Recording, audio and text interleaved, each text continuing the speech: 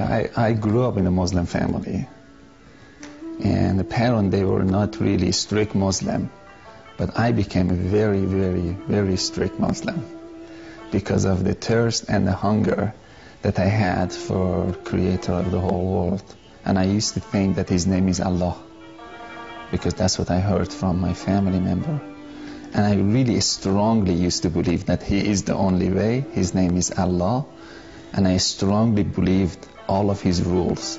And even in my wildest imagination, I couldn't even imagine that that's not true. I believed it 100% with all of my heart that I really have to do good thing to go to heaven. If I don't, I will go to hell. But I always had a love for God. I really wanted to get to know Him. And I started to buy some Islamic books, start to read them. Actually, Muslim leader, they told me that if you read Quran over and over and over again, you get extra credit. If you wake up so early in the morning and read Quran over and over, that will really give you extra credit. And I would just, read Quran over and over and over again to get credit. But that never made me closer to God. But I always was so hungry and thirsty and desperate to get to know God. For more than 12 years of my life, 10, 12 years, I can't remember, but between 10 to 12 years of my life, I was pursuing God, but I couldn't have a close relationship with Him. Then I gave up. I was so angry. I went to this hotel in Cyprus, and in the lobby, I saw this book stand. I got closer and I saw His Bible. And I had a desire just to read it. And I asked the guy, I said, can I read the Bible? Can I just read it, borrow it? He said, you can have it. That shocked me. I said, you want to give it to me? He said, yes. He signed the Bible. He gave it to me. Then I went to my room and I started to read the Bible. And the word just Jesus was just it was like popping out of the Bible. Jesus, Jesus, Jesus. I think it was my third night that I was reading the Bible. The Bible said Jesus is God Himself also, because He's the Son of God. That made me so angry, and I threw the book, the corner of the wall. I said, this book was corrupted, because Muslim, they believe that Bible being corrupted. And I didn't touch the Bible for 3 years. No one ever told me anything about Jesus. I never heard anything. And after 3 years, I went to this school, and my teacher started to talk to me about Jesus. And she started to tell me about love of Jesus and blood of Jesus, that Jesus' blood can forgive you, and you receive forgiveness through the blood of Jesus, and God is love. And I couldn't relate that God is love, because I never received love from God. I was a slave of God, that who He didn't want even to talk to or respond to. And it was in my wildest imagination, I couldn't believe God is love. Didn't make sense to me. One night, as I was just talking to one of her friends, I felt in my heart, very deep down inside, that I need to pray to Jesus. I said, how can I pray to Jesus? And she said, salvation prayer, which is, you say that Jesus, I receive you as the Lord of my life. I accept your forgiveness, and I believe that you're the Son of God. But I was uncomfortable with that. I couldn't say.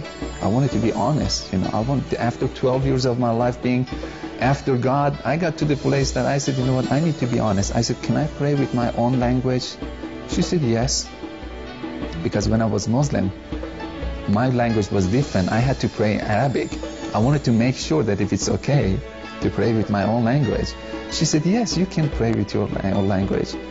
I started to pray, and I was so honest with God. I felt I should be honest with Jesus. I said, Jesus, I don't believe that you're the Son of God. I really don't. But if you're the Son of God, I invite you to come to my heart. I don't believe that your blood has any power to forgive my sin at all.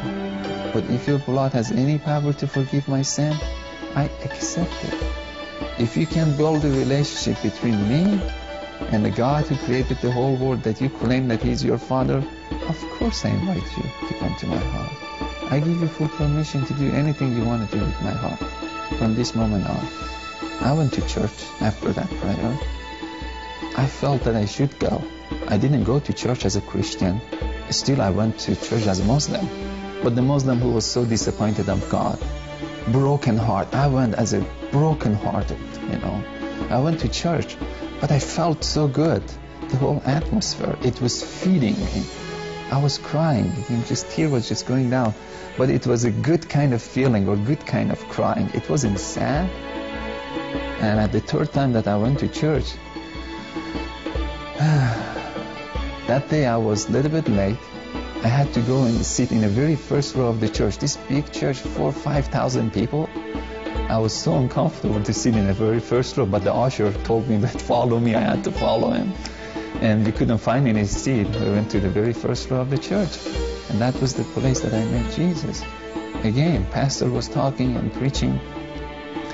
I really couldn't understand his preaching because I didn't have any knowledge of Bible.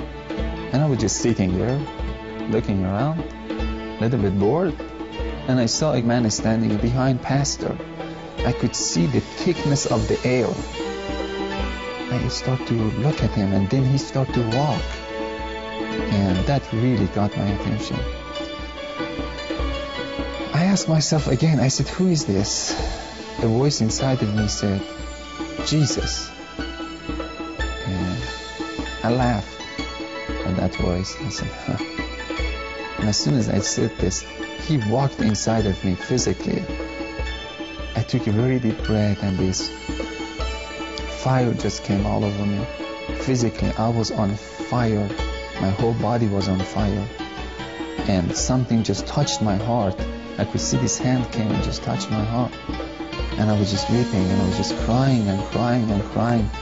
And my body physically was on fire.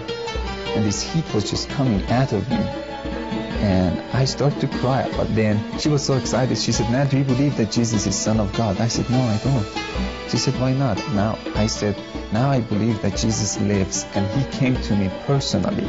But Son of God, he need to convince me that he is the Son of God.